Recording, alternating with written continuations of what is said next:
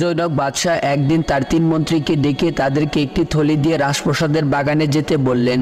অতঃপর সেখানে গিয়ে তাদের থলিগুলো উত্তম ফল ফলাদি দ্বারা পূর্ণ করার নির্দেশ দেওয়া হলো।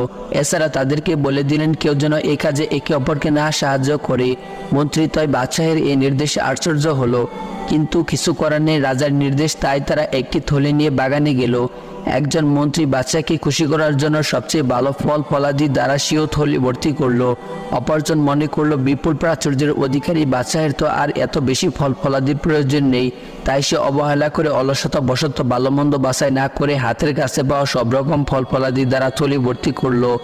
আর তৃতীয়জন বিশ্বাস করলো না যে তাদের থলিতে কি রয়েছে বাদশাহ তা দেখবেন, তাই সে বিভিন্ন লতাপাতা, খড়কুটো ও গাছের পাতা দিয়ে ব্যাগ ভর্তি করলো।